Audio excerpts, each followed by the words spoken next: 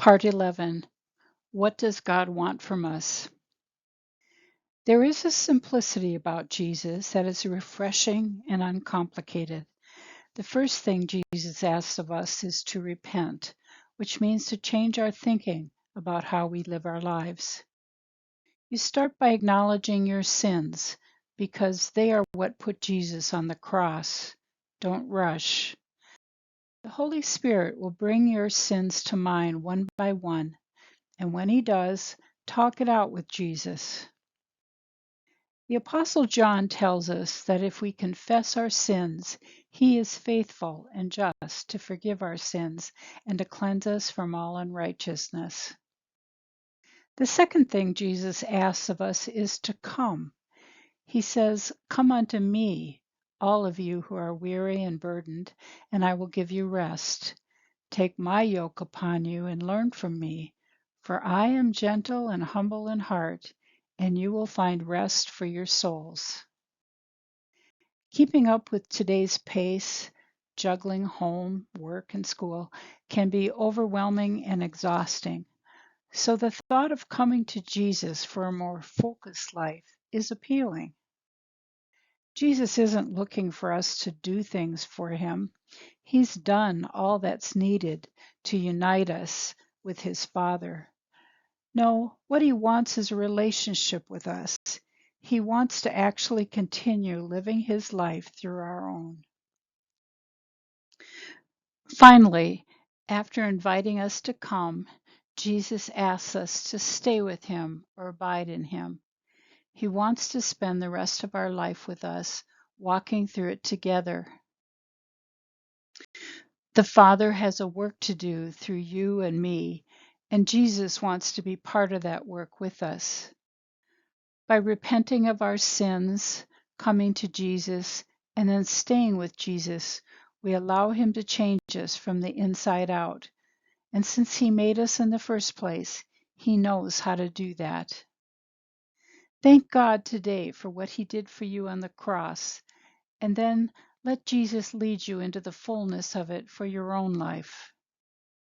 If you have counted the costs and decided to follow Jesus, then let these verses in Titus also be your prayer. I'll read these verses using the personal pronouns I, me, and my.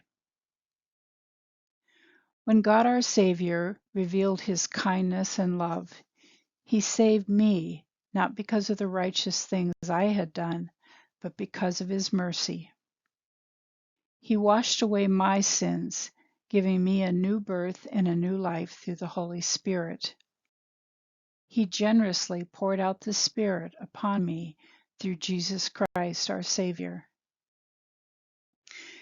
Because of His grace, He declared me righteous and gave me confidence that I will inherit eternal life. Why do we need to have our lives changed and start our lives over? We are simply not the good people we see ourselves as. God sees us from the inside out and has provided one way that we can start over. It's not about anything that we can do, but only an acceptance of what Christ has already done. The work is complete, but the decision is still ours to accept and live in it. None of us need to worry about whether we can live the Christian life, because we can't.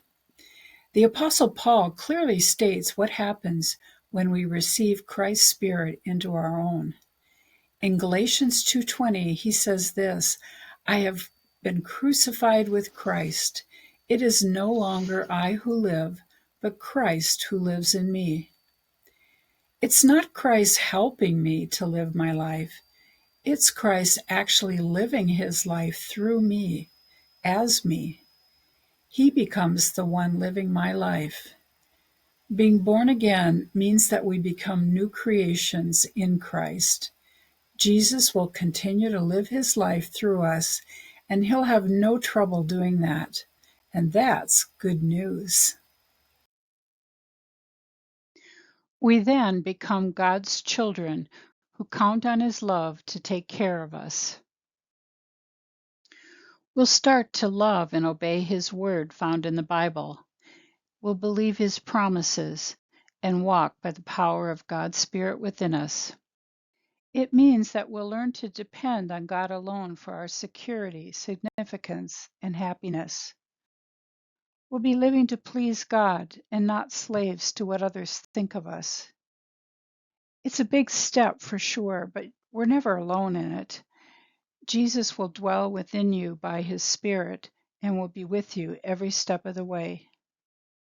But what's the alternative if you decide not to follow Jesus? Let's consider this in the next video.